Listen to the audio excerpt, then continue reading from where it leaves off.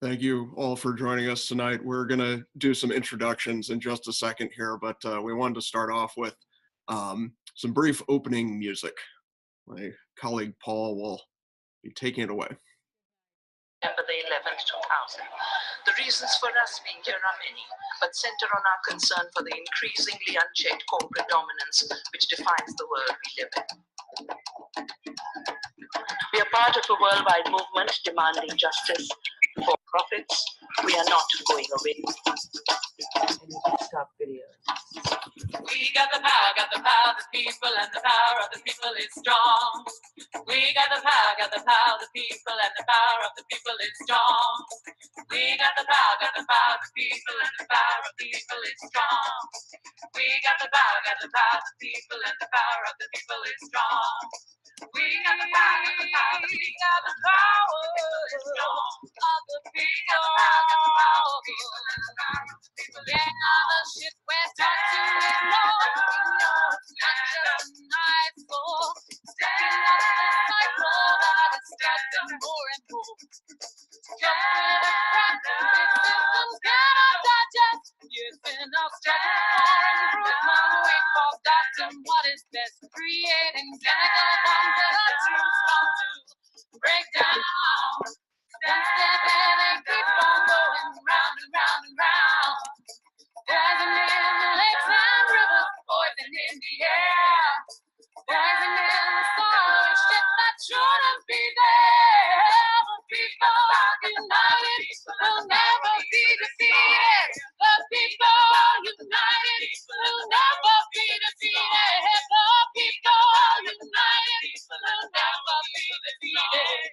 The people are united, will never be defeated. Stand up, people, it's strong. Stand up, stand up for the people, it's strong. And can you believe that in response to that, we're adding more to the cocktail just to keep those corporate pockets fat. Production is high, but sustenance is low, and your veggies look so shiny with that chemical glow. But don't let them deceive you. You know whatever you're taking just goes back to the other. Comes around again. The people are united, will never be defeated. The people are united, will never be defeated. The people are united, will never be defeated. The people are united, will never be defeated. Stand up, stand up, it's strong. Stand up, get the power of the people, it's strong.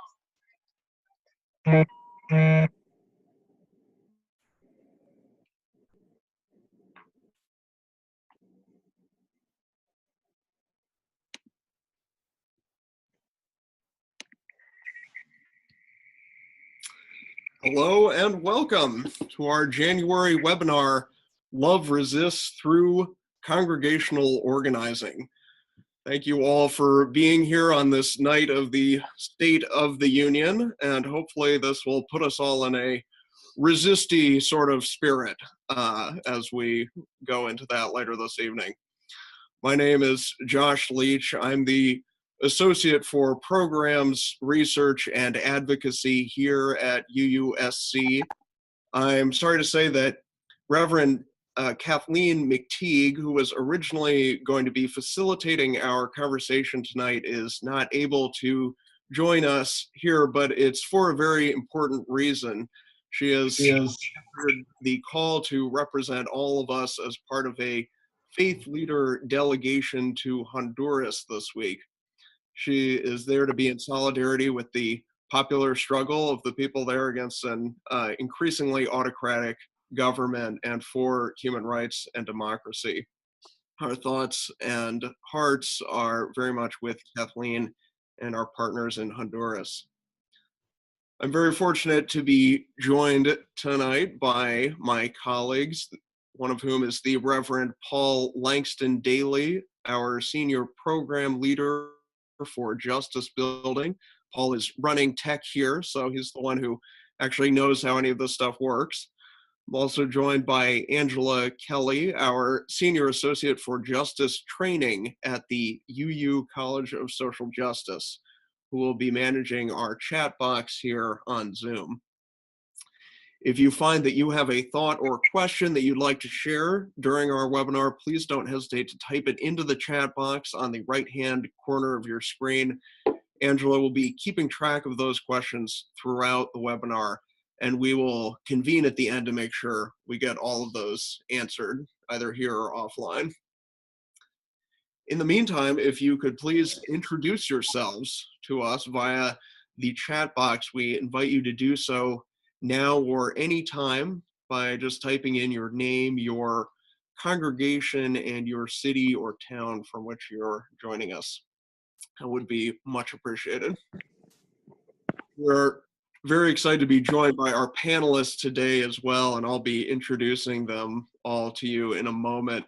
But first, we'd just like to take a deep breath and center ourselves in the work for justice. So I'd like to pass things over to Dr. Janice Marie Johnson, the Multicultural Ministries and Leadership Director at the UUA, who will be sharing an opening reflection. Thank you, Janice.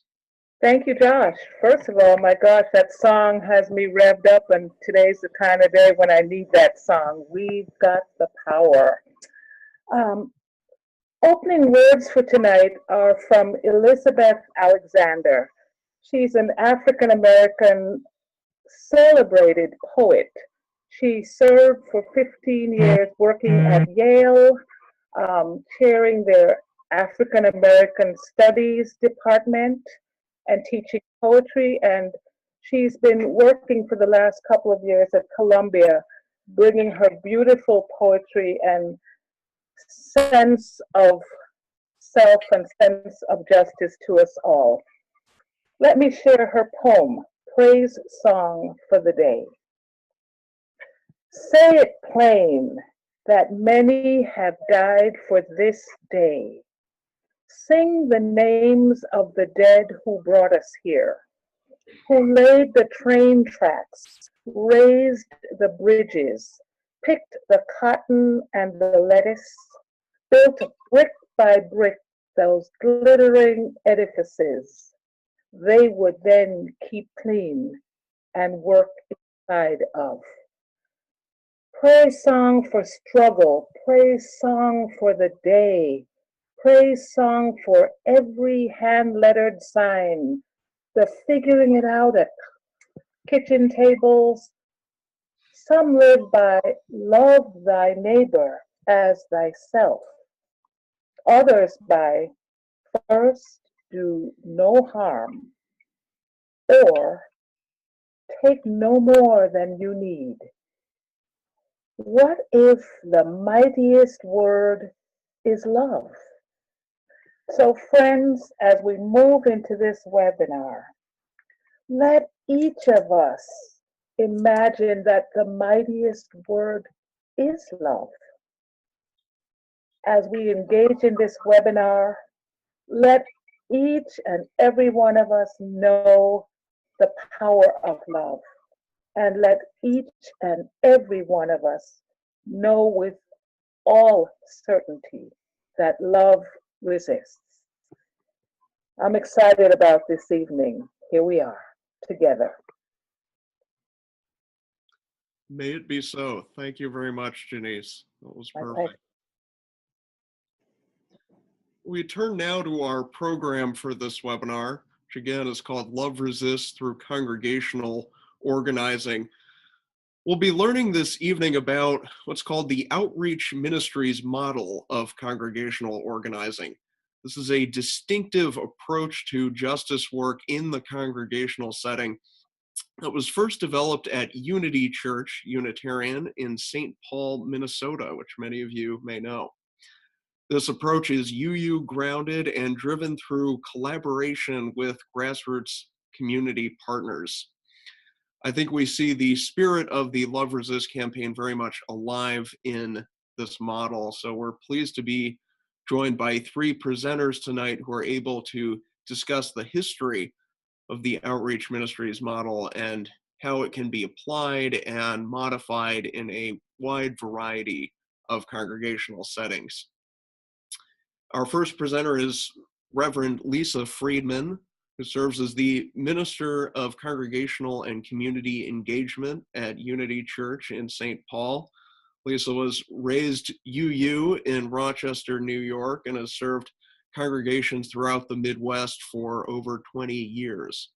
She has a passion for history and for living out our faith in real and practical ways.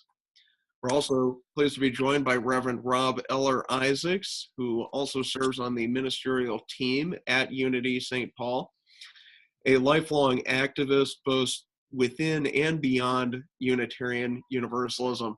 Rob is presently among the core leaders of the Poor People's Campaign in Minnesota. Jeffrey Lott, our third presenter, has been a congregational leader at First Unitarian Church of Wilmington, Delaware for a decade. As a board member, he led the process of rewriting the congregation's mission statement and has since worked to revitalize the church's social justice ministries. Jeff will be able to share with us insights from his experience in how the outreach ministry model of justice organizing can be applied in a smaller congregational context, a kind of sense of how this works outside of the larger congregations. So thank you all very much for being here. So Rob and Lisa, my first question is for the two of you. Before we get into talking about the details of this model and how it works, I'd really like to know a little bit about how it started.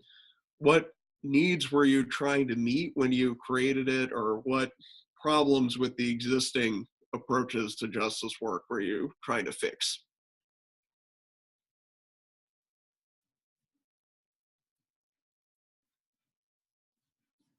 As I really brought it to Unity.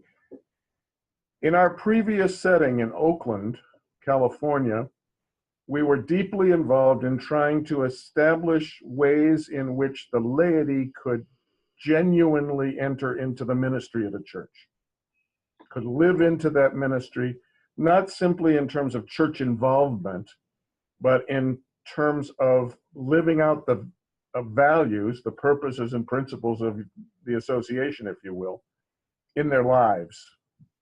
We were able to establish the first Worship Associates program, which I think has caught on in the movement generally, and is a remarkable point of entry for people working to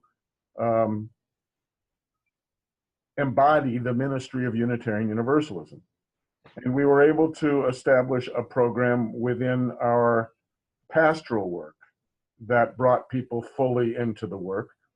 But we got great resistance when we tried to move it into the social justice realm, largely because there was a very strong, very large committee in a fairly small church of people who cared deeply and were sharing their depth of commitment and, frankly, their urgency with one another in ways that were unassailable by introducing a new model. They just wouldn't buy it. Unitarian Universalist congregations tend historically to fall into two camps.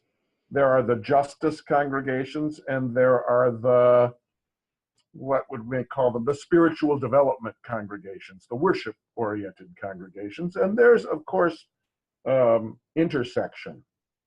Unity, before we arrived, had gone way over into the spiritual development side of the equation. Organized social action efforts were basically banned at Unity because our predecessor experienced the urgency with which people approached social action in church life as inherently destructive and misguided, and he shut it down. In the packet that the congregation prepared before we came, it said explicitly that Unity Church was interested in restoring the balance between social action and spiritual development, and that they wanted ministry at that intersection, that they wanted as a congregation to live at that intersection, and they wanted leadership that would help to take them there. That was one of the many aspects of the church that drew Jan and me to come here. They had a seriously thought through theology of shared ministry, but they didn't have the actual practice methodologies that would allow people to share. So we brought ideas about how to invite people into ministry, into a setting in which they had a deep understanding of the importance of that work, and in particular of the covenantal practice of promise making. What this program is intended to do is to gather small groups of people who are enthusiastic about a sustained effort in a particular area of concern, to ask them to reflect on it deeply in the context of our purposes and principles, and to make an initial 2-year commitment with very clear patterns of accountability, both among the group and between the group and the congregation, that will make of us credible partners in the work, so that the tendency of short attention span justice programming, where whoever wins the argument about what the most urgent issue of the day may be, or whoever may be in the most trouble and in the most need of us at any given time, is obviated by a deeper commitment that is thought through and that is theologically grounded. That's why we did this. We can get into the details of how that works, but it's really quite a remarkable shift. Mm-hmm. We also were thinking in terms of an image that is shared in Our Chosen Faith, the book that Forrest Church and John Burens prepared as kind of an introductory work for Unitarian Universalists, in which they describe a pyramid that of effective social justice work that begins with a base of service, or we might say relationship, where you actually get to know people and avoid the tendency to objectify, and instead to ground the work in relationship, in genuine, caring relationship. Once you're in relationship, then you need to know more. And so there's an educational dimension. And once you know more, then you can be an advocate. And you can see it's a pyramid. So the relationships are the biggest section, and then education, and then advocacy, and ultimately civil disobedience. Unitarian Universalists and liberals in general tend to turn that pyramid on its head and to start with protest without the relational base that makes the work sustainable, because it awakens compassion. And I think I'm going to stop there. This has been an adventure, and I think that this is important, and I'm glad so many friends, old and new, are on the call to consider this possibility in the life of your church. Lisa?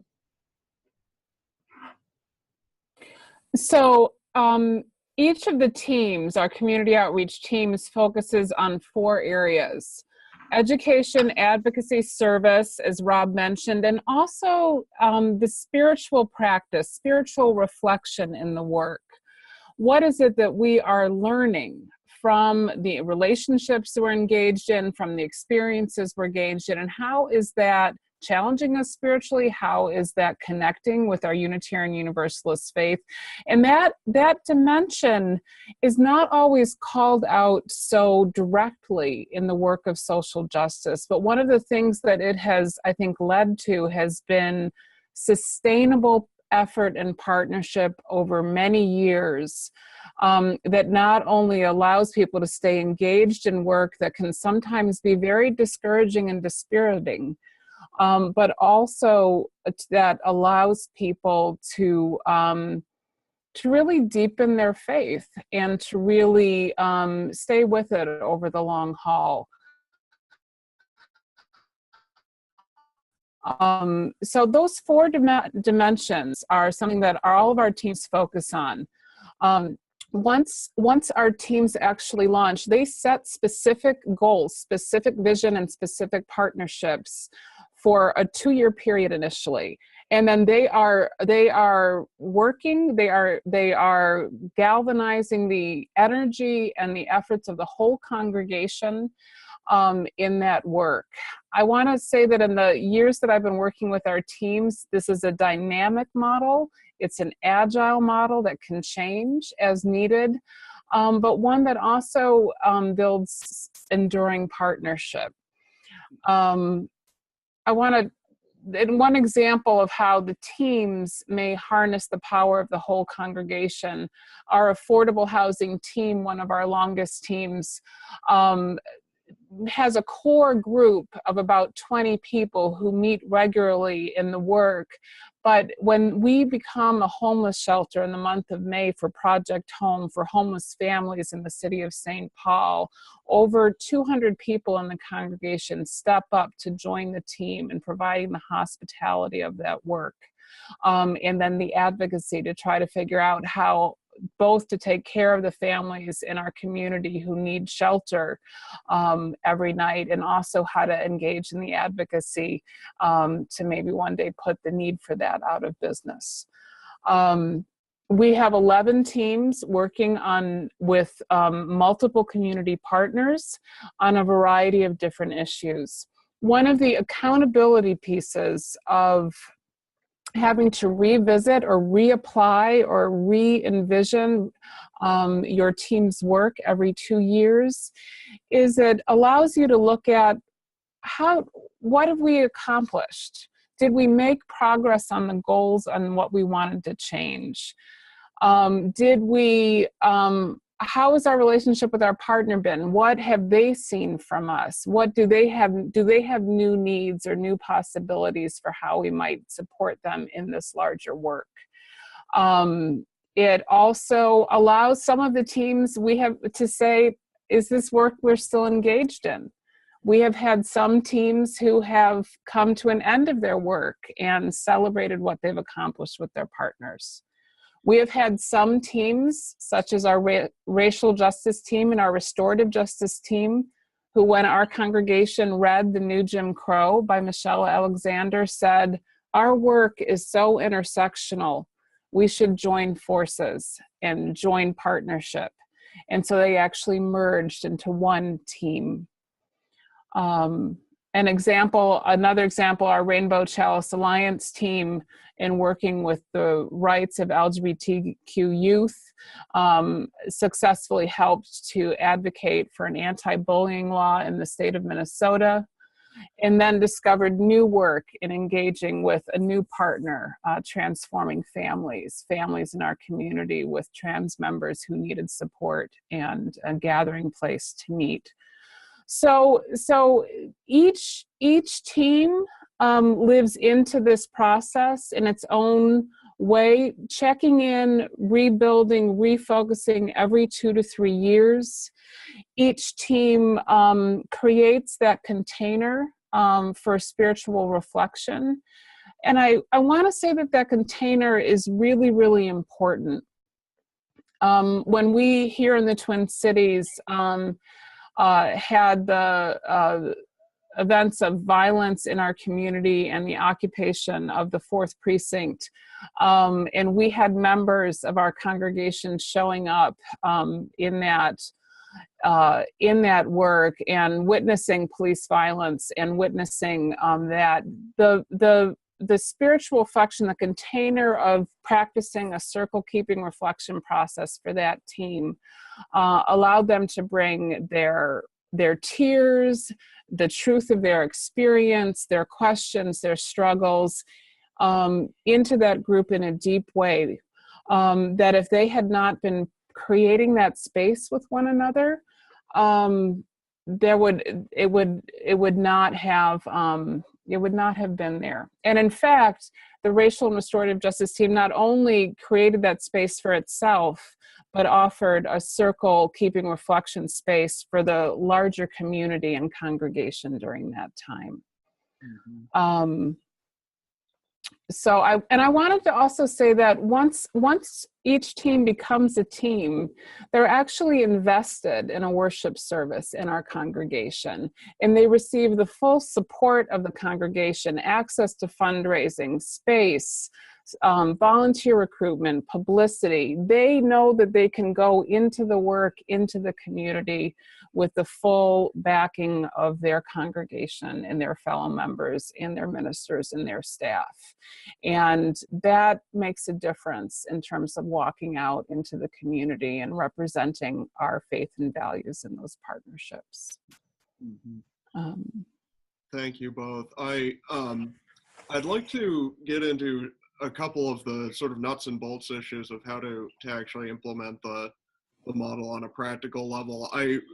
Before we do so, I was curious to follow up on one point that Rob mentioned about just the level of opposition initially to the model as something that hadn't been tried before. And I'm sure that many of us have encountered, resistance to change as a fact of congregational life in various settings. So I'm just curious about ways that you found to invite people into the change in a way that ultimately helped the congregation move forward collectively. So the first year we were here, we didn't come in with this designed. And I staffed a group that was drawn from a combination of some activists in the congregation,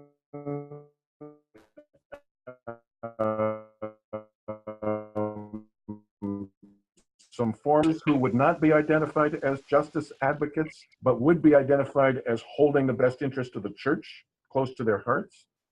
And together we designed the program. Together we laid out the patterns of accountability. Together we decided that there would not be groups that did not have outside partners.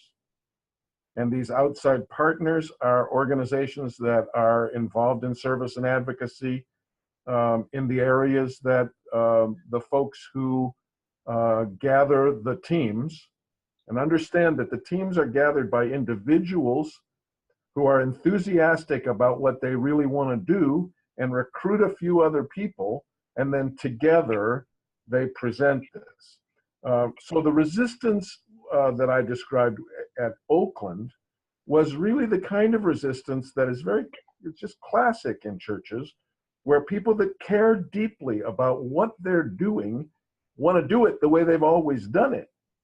And one of the things that we notice, not only in social justice work, but generally in liberal churches, is that there's a certain kind of a lack of theological depth, which generates a dynamic where winning and losing in the church itself becomes very important. So we need our social justice program around peace needs to be the most important thing. So we're going to spend 3 years moving toward a vote of the congregation as to whether we're in favor of peace or whether we're in favor of economic justice. And it's self-absorbed in a way that undercuts the impact that we intend. And Unity is a church that is Unity is a church that is very committed to understanding impact, both in the lives of our people and in the impact the congregation and the church itself can have in the larger community. So our focus is not as internal as many Unitarian Universalist churches, though we're very committed to spiritual development as a core value. So the advantage of the move from Oakland to here in terms of this work is that at Unity, one, there's much less reactivity here around authority than there is in many of our congregations. And two, because our predecessor had kind of cut clear a path through the wilderness on this, we were able to reintroduce social action and activism as a practice in a way that was very different from how most of our congregations experience it. So the we could not unravel the resistance in our previous setting. It's a wonderful church, but this was the strongest committee in the church, and damn it, they were going to be the strongest committee in the church. So we had a very different dynamic in the transition. So we were fortunate in some ways. Mm-hmm. But I think in any congregation that's willing to do the work, there is a theological conversation to be had about the intersection of spiritual development and social justice, and the way organized compassion has a very different kind of impact than organized rage.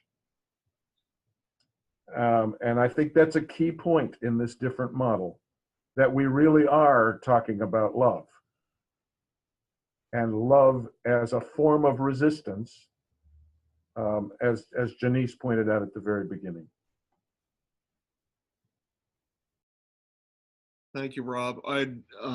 That's very well said. I'd like to transition shortly to learning a little bit more about Jeff's experience in implementing this in a smaller congregational setting. And one further question from the chat box for you, Lisa and Rob, before we do so. We had a question about, can you give some examples of the organizations that you've partnered with and how those partnerships have gone? I can name several of our partners. Many of our teams have multiple partners. So for instance, the affordable housing team that I mentioned, our partner in advocacy is Beacon Interfaith Housing, which is a collaborative of over 80 congregations of which we are a part, that looks at policy and advocacy in different communities and actually building housing for people who have need of it. That another partner of that team is Project Home, which is the organization of Interfaith Action in St. Paul that provides additional homeless shelter to families. In our racial and restorative justice team has partners such as Amicus, which do one-on-one mentoring with people in prison, as well as the Rondo Circle of Peace, which looks at addressing building community through the peacekeeping process with youth and police and elders in the community. We have over 20 or 25 partners who are connected to our 11 teams. And they are all partners that our teams have sought out, who are already doing this work in the community and in the state, with whom we can have common cause, shared values, and can strengthen the work. Rob, I just want to add one comment, which is, in addition to working with those partners and the teams working with the partners, our trustees on a regular basis go to those partners. Small groups will go to those partners and they will say to them, how do you experience Unity people as volunteers? How do you experience the church, and what ideas might you have for us as we evaluate church life, for how we can do a better job of being a credible partner in the work with you? So in our evaluation processes, we are actually reaching out to our partners and respectfully inquiring of their critique of us and our work.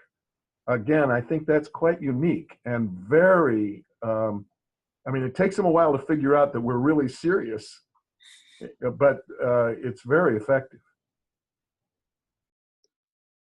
Thank you both. That's really helpful.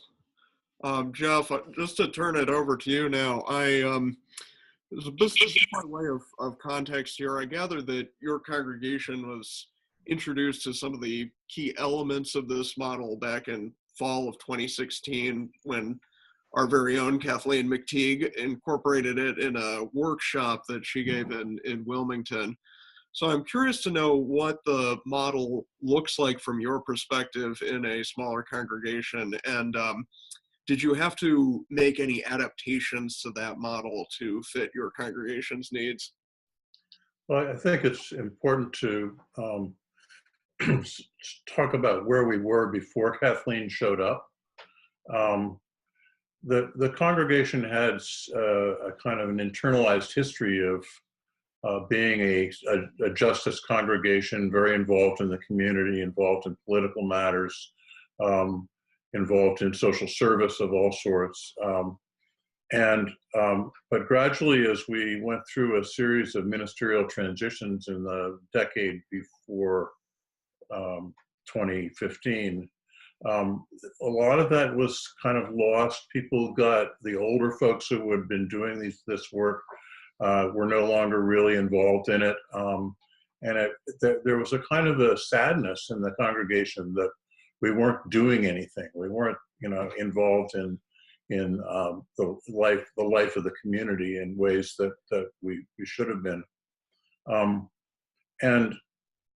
In 2014, we started to, we held a kind of a social justice action summit, we called it, of people who had been involved, a lot of the elders of the congregation, but also we interviewed a lot of people. This is Reverend Michelle Collins and I did this together, interviewed a lot of people about their best experiences of social justice, kind of an affirmative way of looking at it and thinking about, what really made you feel good about the congregation and about the work.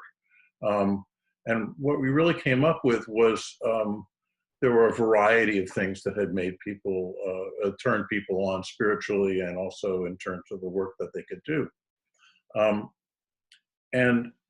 It became apparent that we had a social justice committee like a lot of churches do, but even that was moribund. There really wasn't anything going on. And gradually, as certain issues came up in the community, and especially gun violence as a big issue in Wilmington, people started to get involved with other groups involved with gun violence. I was one of them, and there were about a dozen others doing that. Because we weren't getting anywhere inside the congregation, we started to work outside the congregation. And I think the other thing that we came into this with in terms of our history is that it was pretty easy for the members of our congregation to figure that they knew the answers. They'd see a problem in the community, and they'd say, okay, well, there's a problem with people rehabbing their homes because they can't afford the materials. So they started a project to reclaim housing, house materials, building materials, and other things. Very successful project, really made a name for the church and the community, went on for 10 or 15 years. Finally, they lost the space they were in, and the whole thing just completely collapsed because they weren't in relationship with a lot of other organizations or people in the community.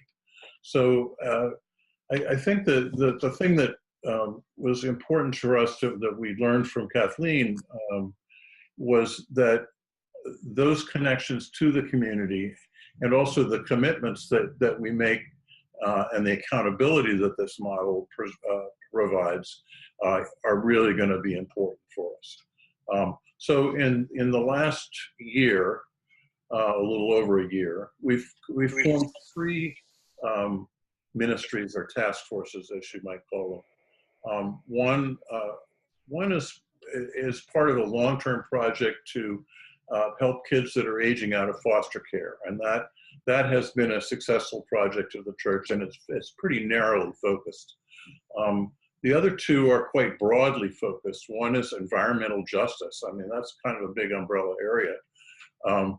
But we have we already had some things going on with relationships with other community members about climate change and the impact on climate change in low-lying areas of our city, which is, we're like 20 feet above sea level or less. And so they wanted to do something. There were some people who were interested in ethical eating, and there's, of course, a number of people interested in just in the climate issue. And so those could all be kind of put together under this idea of environmental justice. And the justice part of it really needs to my mind, needs to kind of come to the forefront. And the third one is, which we're calling a Human Rights Task Force. And it's emerged out of our work with racial justice. We've had wonderful partnerships in the African American community over the new Jim Crow. Reading groups led to action groups, and there's a coalition in Wilmington that is very active in trying to change the criminal justice system and look at incarceration and the whole idea of decarceration, how we could get people out of prison instead of putting them in.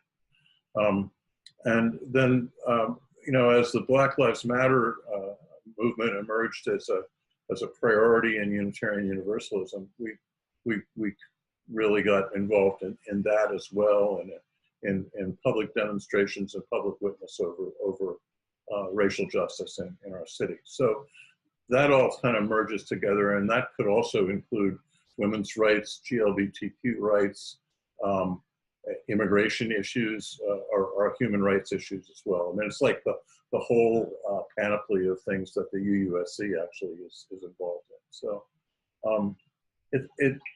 so that's where we are right now.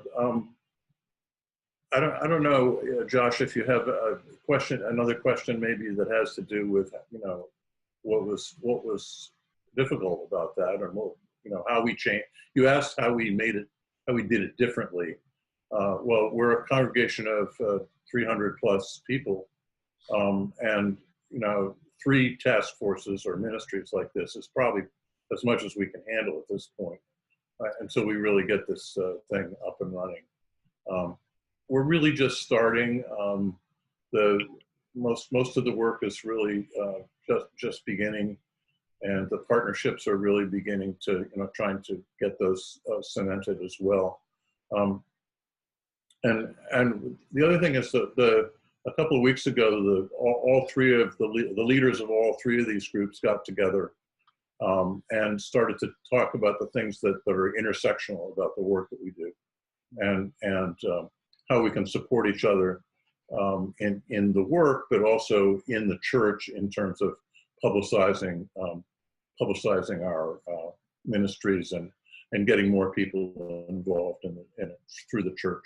I love the idea, Rob, of of there being a core group of, well, in our case, it's 5 or 10, and how they can reach out in a certain way to bring in 200 people for your month of service to homeless people.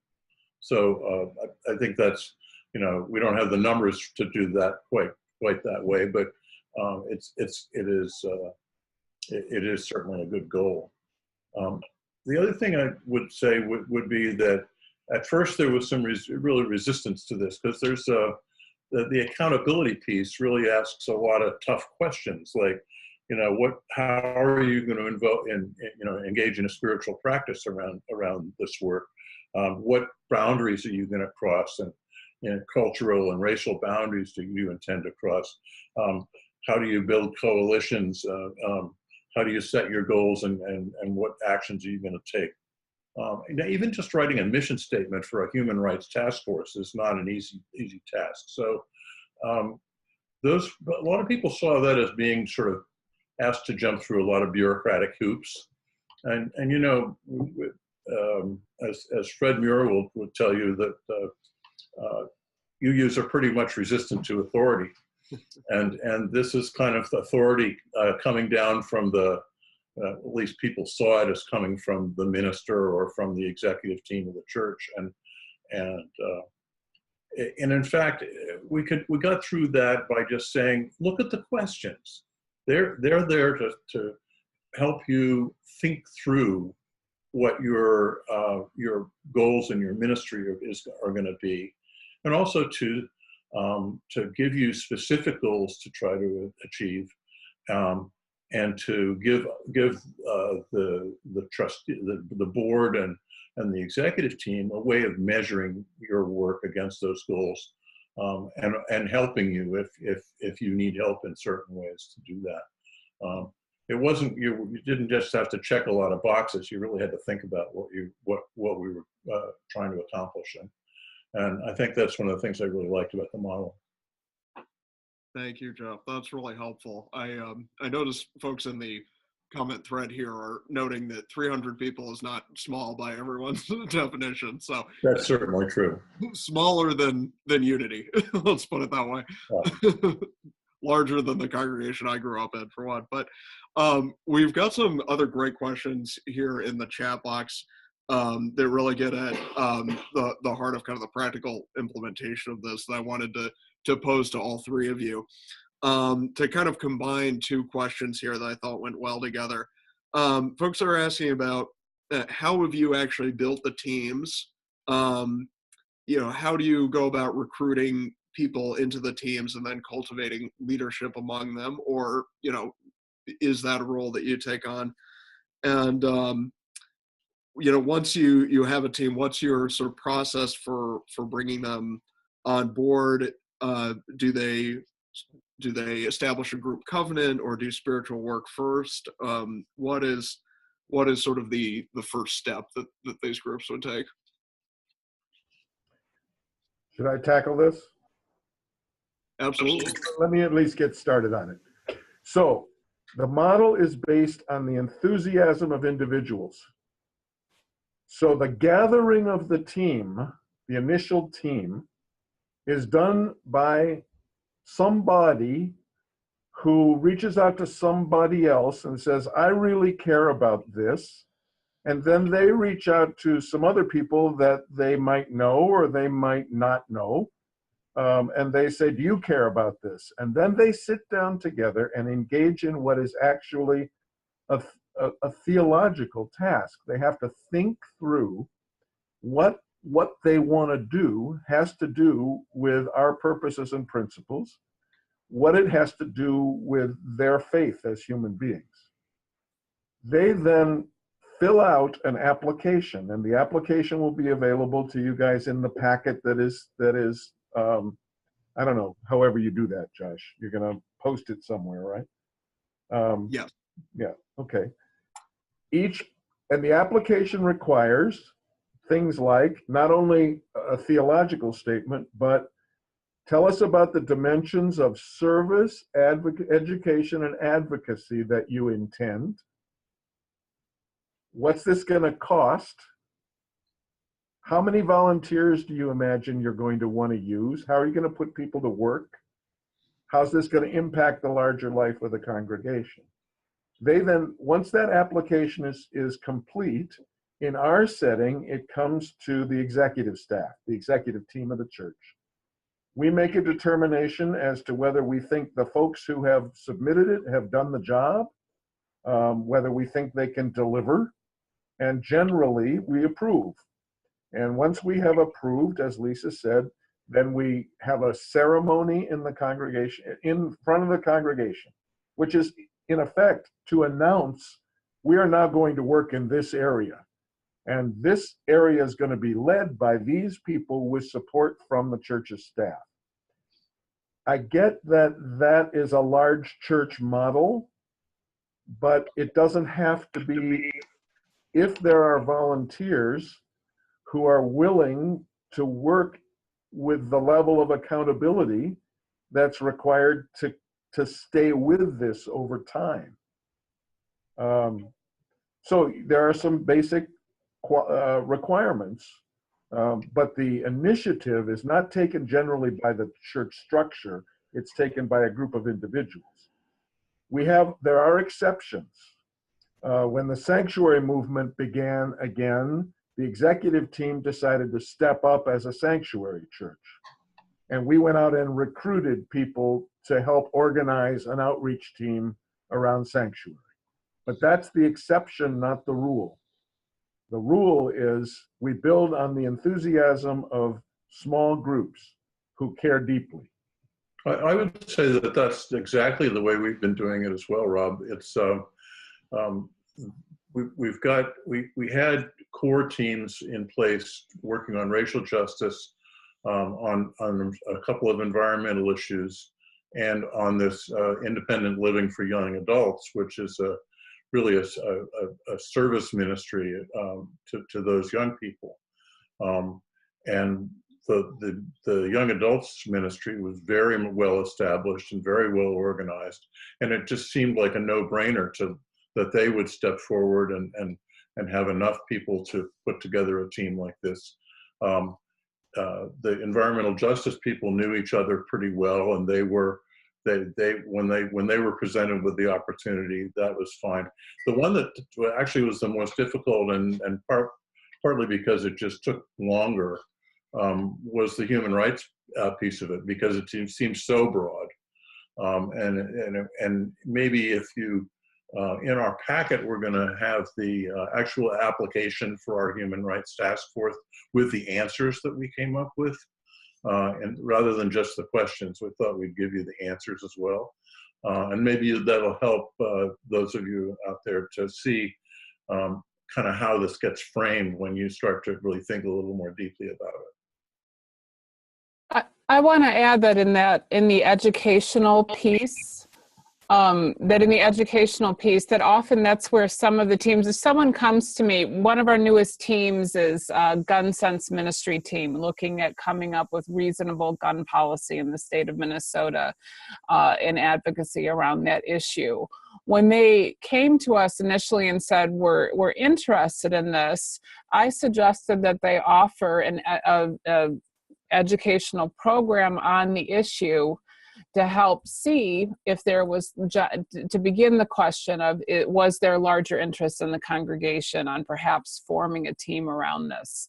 And so if we have a Wellspring Wednesday evening, or if you have a Sunday forum, if you have some other way, I think the first congregational conversation on the sanctuary movement that was offered at Unity had 80 people show up out of their interest in that. There are ways to empower people to kind of put out the invitation to see if it's something that the congregation has energy around.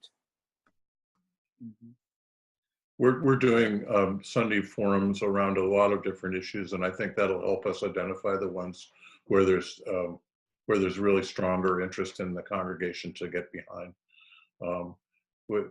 There's a newly formed UU legislative ministry here in Delaware, among the 5 congregations that are in Delaware, and that we did a forum on that a week ago, just to see, are people really interested in legislative work? Got a dozen people, and that corresponds in a way to your 80. So, well, thank you all for addressing that. I just wanted to respond really quickly to the point that was raised about whether there were sort of resources or a step-by-step guide available, and our speakers have mentioned that there is a process that's been written up and some sort of templates that can be used as applications for creating one of these groups, and all of those are written and will be made available to all of our participants by email after this presentation. So you'll all be expecting to receive that shortly afterwards. And a question here, that two questions that I thought paired well together from our chat box. One of which was, how do you bridge the gap between these groups who are working on each issue and sort of social justice allies in the larger community, and do the groups in your congregation see themselves as leaders on these social justice issues, as allies, as followers? How do you kind of conceive of the appropriate role for one of these outreach ministries to take in that regard?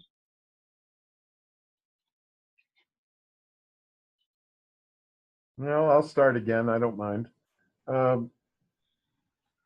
I think different people in the teams consider them, describe their role differently. The teams understand that they are in leadership, that they are leading the congregation and organizing within the congregation for maximum impact. They all understand that. Not everyone on any given team feels like they are a leader, or that they feel that they have any special knowledge even. They just care deeply about some people and the challenges that they're living within. So it's a compassion-based approach. I noticed, I'm also noticing the chat line go by, and I noticed a number of people around issues around size and staffing. Can this work in a smaller congregation? At Unity, we talk about paid staff and volunteer staff. And the word staff in that usage has to do with accountability. It has to do with depth of commitment and a willingness to be evaluated and to be held accountable for what you say you're going to do. So in a 75-member congregation, there is going to be a small number of people, there are going to be a small number of people who live at that intersection of spiritual development and social justice, understand it at depth as an existential reality in their lives. And if one of those people is willing to commit to helping coach and support this kind of an effort, it can be done in a smaller congregation. But it's much more a question of accountability and a willingness to be authoritative, not authoritarian, but authoritative in saying, this is how we're going to do this. I also just want to add, if I can, that I think what makes this also doable in a small congregation, and I've served congregations of all sizes, is the emphasis on partnership in the community. Your team is not reinventing the wheel from the ground up. They are partnering on these issues in your community. And I think that that lends strength. And I think that congregations of all sizes and all size communities know that there are issues that are important in the larger community that they can make a difference on. Yeah, that's really true. And I think the whole question of allyship is really important. And I think there needs to be some training around that in these teams, so that people understand that they don't have all the answers and they don't even know all the questions. And to find the right people to talk to in the community who are living these oppressions and problems, and to listen carefully and just to show up is really the key to getting started, rather than saying, oh, well, here's this problem, let's do this, and this, and pass this bill in the legislature and we'll have it all solved. It's just not possible that way. That's not the way it works. Thank you all. I had two other questions that I thought paired well together here. We had a question about speaking to the more spiritual dimensions of this work. You've all described how this really does need to be grounded in spirituality and theological reflection in order to be sustainable. So what are some examples of questions for theological reflection that the teams engage?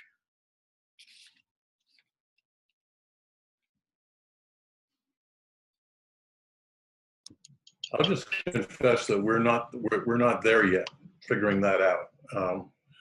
And I know it's going to take some work, and we do have an emerging idea of shared ministry, and I think that it's going to come out of that, and the people who and Rob mentioned worship associates, and we're doing that now too. And I think people who have been worship associates, might be very helpful in helping us put that, connect those two things together. One of the things that that I didn't get a chance to lift up earlier is that each team has some different models of leadership, and a lot of them adopt a model of shared leadership. So, for instance, in one of our teams, they rotate among the members, someone bringing an opening reading and a spiritual reflection question to start every gathering, and that reading, that question, often has to do with the work of racial and restorative justice, or what's going on within our community. The spiritual reflection question often has to do with the issue that we're in partnership around. What does home mean to us? What is the spiritual nature of home and safety, and what does it really mean to think about everyone having a home? And so the teams kind of live into that spiritual dimension in different ways, and they connect the spiritual reflection with education. Sometimes the teams will do a book read together that brings that intersection. Sometimes when we go out into the community in either service or advocacy, we make space in the next meeting to say, what moved for you in that? Where were you challenged? Where were you inspired? How did that connect in with your sense of who you are as a person of faith? So I want to say there's great flexibility in how to cast that dimension, and that it is not always just the spiritual leader on staff who's really creating that space. The leaders of the team themselves are creating that space to allow that reflection and depth to occur. Mm-hmm. I think it's important to recognize that in our setting at Unity, and we are advocates for this everywhere, this set of programs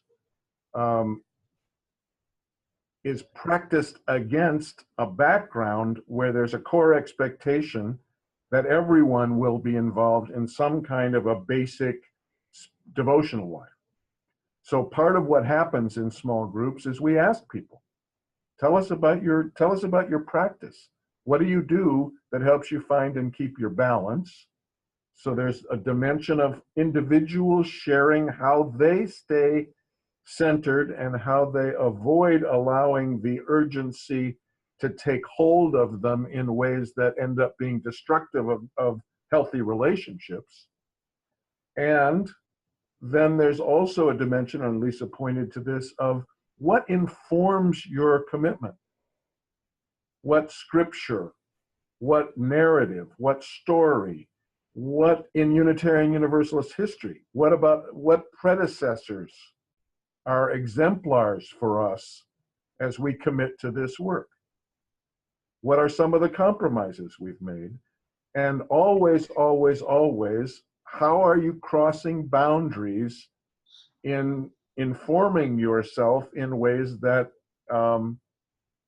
foster genuine relationship and responsiveness to real need, rather than in a kind of objectified set of assumptions about other people? Mm-hmm. So it's, there's no quick answer to this. But if you just take the old action reflection model, where if you're going to act, you're going to reflect, and if you're going to reflect, you're going to act, you start in a pretty good place. Oh, thank you all. Staying on the theme of partnership here for a little bit longer, and we had a helpful a good comment in the chat box here about how accomplices may really be the term we want to use, because we're talking about a willingness to take risk and really put oneself on the line for the sake of the partnership. Is there a structure or process in place for choosing which community organizations to engage or partner with, or does it sort of emerge organically from the relationships that that the leaders of the groups cultivate?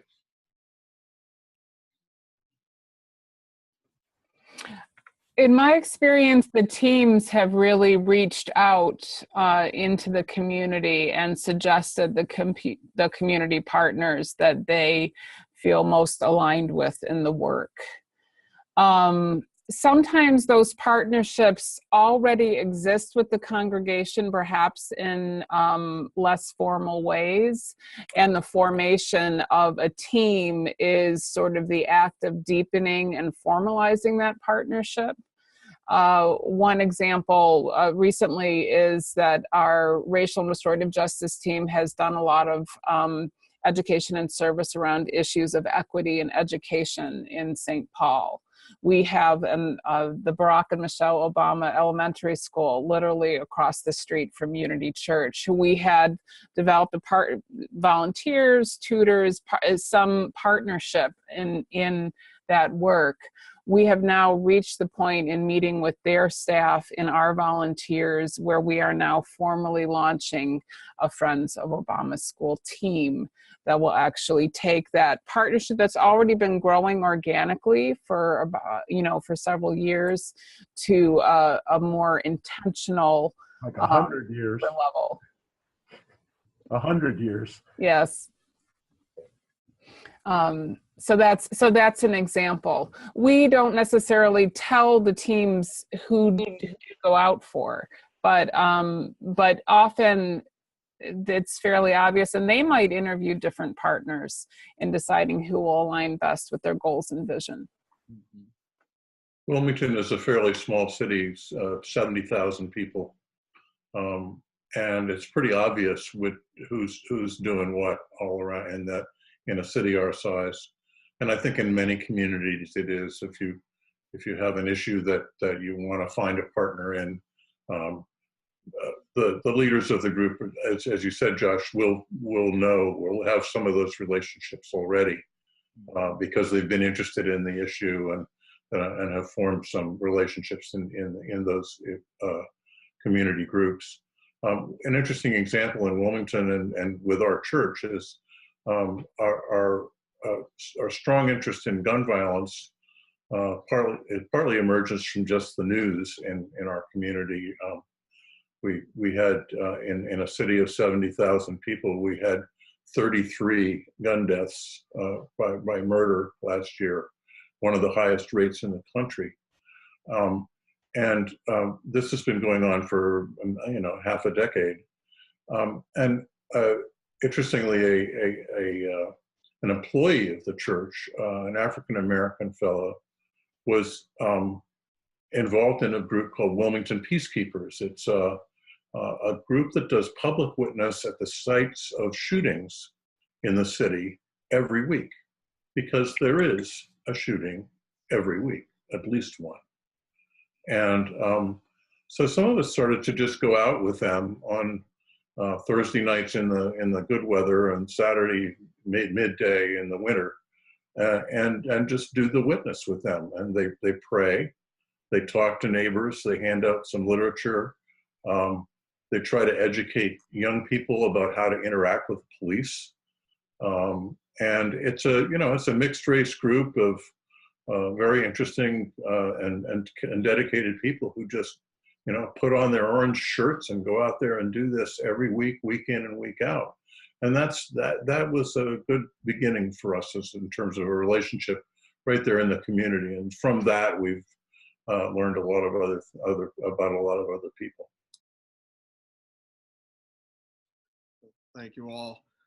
I afraid we're going to need to be transitioning toward our closing in the next couple of minutes here. But before we do that, I'd just like to give our three speakers another chance to address any final thoughts you have, any advice that you would really like to impart before we close to anyone who's hoping to implement this model in their own community. And I should mention that there are a couple of questions that we weren't able to get to from the chat box in the time we had tonight. We will make sure that we follow up with you individually after the webinar to make sure those get answered. And if any of our speakers notice anything in the chat box that you would really like to speak to before we close, this would be a great time to do so. I think the one thing I didn't talk about that we saw from got from Kathleen, and when she visited us a year ago, was the kind of continuum of modes of social action that run all the way from education to advocacy to public witness to coalitions and boundary crossing, and ultimately to symbolic civil disobedience and perhaps even civil disruption. And one of the things we ask our teams to do is to commit to at least 3 of those modes of social action.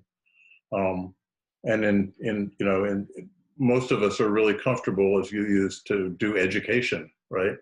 So we can educate ourselves around a lot of issues. A lot of people really want to do service. That's what the young adults group really is all about. But I'm wondering, what are some of the issues that those young people face that would benefit from some advocacy or even some protest? Why are we abandoning these 18-year-olds as they age out of foster care and not as a society? So I like the whole idea of the continuum, and it's more complex than the old Richard Gilbert model of modes of social action, which also is helpful. But I like the fact that this is a continuum, and we can move ourselves along this track as circumstances dictate.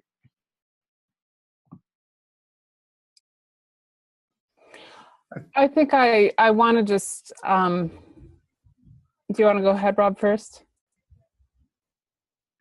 I really do think that this model is adaptable to congregations of all sizes. If you have 4 or 6 people who have a passion around a particular issue, you have enough people to help your congregation launch a team and to establish a real partnership in the community. That education piece I want to lift up is actually the team helping to educate the larger congregation and the larger community as well about the issue, perhaps sponsoring community forums and other such things. And those 4 elements of education, advocacy, service, and spiritual practice, some of the teams have certain seasons. We know the advocacy season is when the legislature meets. We know, so they are, all 4 of those are touched on in a given year by every team, but not necessarily in the exact same moment. The last thing that I'll touch on, someone asked about how do you pull in younger people and really busy people. Most of our teams, whereas you have a core group of people who are meeting regularly in person, have email lists of a larger group of people in the congregation who want to be kept up to date, who want to know of opportunities to show up and help in concrete ways. And so there are concentric circles of involvement for every team. I think the thing I want to leave you with is the way in which this model aligns itself to the fact that we are a covenantal faith tradition. Covenant is most usefully understood as a verb and not a noun. And this work and this structure allows people to make promises to one another, which is what covenant is about, to occasionally break them, to notice that, to renew them, so that the practice of our faith becomes real and sustainable over time. This is a covenantal practice of social justice, and it's intentionally that. A covenantal faith requires of its people not only its ordained leadership, that they engage one another theologically at depth about what really matters in their lives. This model urges people to do that and gives them tools, gives them language to help to make their promises real.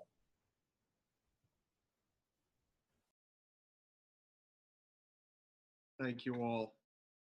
I have some closing resources now to share with folks, and just a couple closing words. Before we transition over to those, though, I just wanted to return to my colleague Janice for a moment from the UUA, just because we began with your voice, Janice, and I was curious if, in light of the reading you shared, if there was any reflections that this discussion inspired in you as you were listening.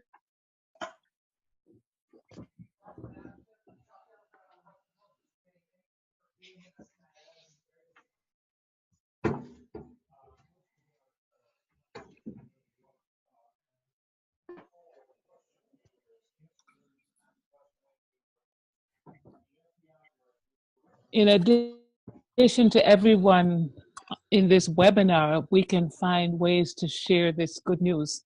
This is a model I understand that works for any size congregation.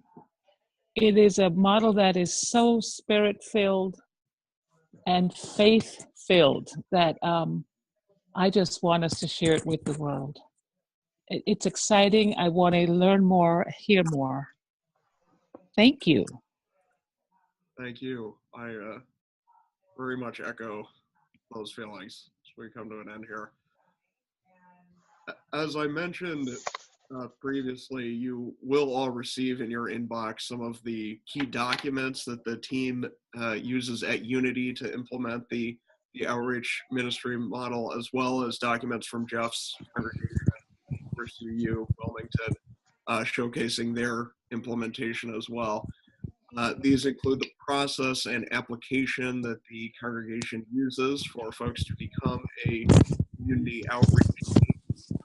You are all warmly invited to use these resources creatively as you see fit, and make the most in your own contexts and ministries. Please don't forget to sign up for the next Love Resists webinar in our monthly series. This is the February webinar called Love Resists Through Partnership, Building Relationships at the Grassroots. In this webinar, the Minnesota UU Social Justice Alliance, which is better known to the world as Moose Jaw, and their partners will share what they've learned through developing a coalition called MARCH, which stands for Multi-Faith, Anti-Racism, Change, and Healing. They will discuss what kind of awareness and skills are essential to bring to effective community partnerships. So really continuing and deepening many of the themes that we've been discussing here tonight. This webinar will be held on February 20th at 8 p.m. Eastern Time, and you will all receive a sign-up link via email if you are a participant in this webinar. I'd like to offer just a few words here by way of closing. As we continue this work of faithful resistance, hopefully we'll be vigilant tonight in watching the State of the Union address if we choose to do so. And may we remember that dissent is often the highest form of patriotism. In that spirit, I wanted to offer these words from a poem by Jim Moore. This is called For You, and it's about his decision as a young person to face arrest and prison as a draft resistor during the Vietnam War.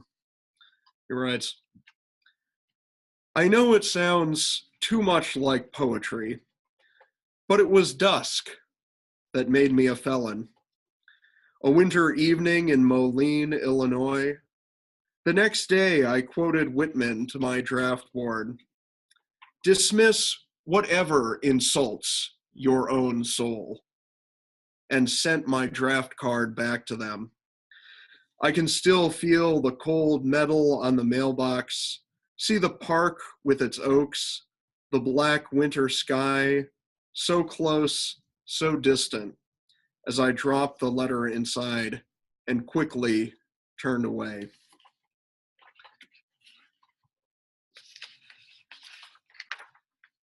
It felt wonderful to walk into evening alone in Moline, Illinois, in the middle of America, the weightless center of a centerless country.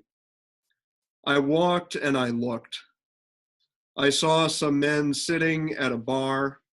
I stood outside staring through the small pane of glass at the top of the door.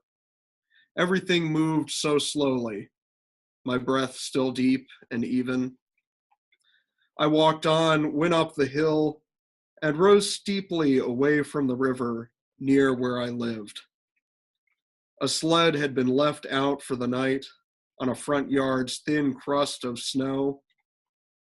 I saw this ordinary sight framed in a deepening gray, like a letter in a phrase, still undeciphered, but so important that once I understood it, it would change the meaning of all other words.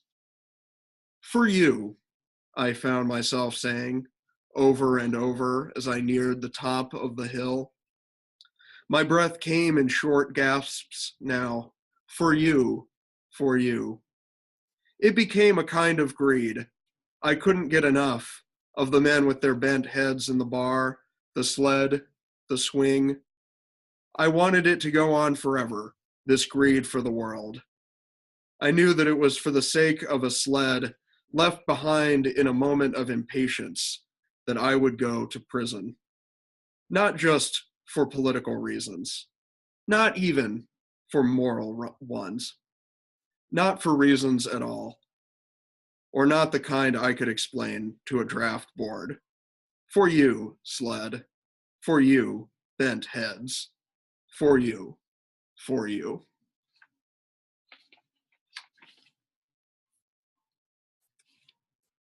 Thank you all again. Thank you, Josh. Well done. Good job. Good night, everyone. Good night. Good night. Good night. Beautiful. Thank you. Right.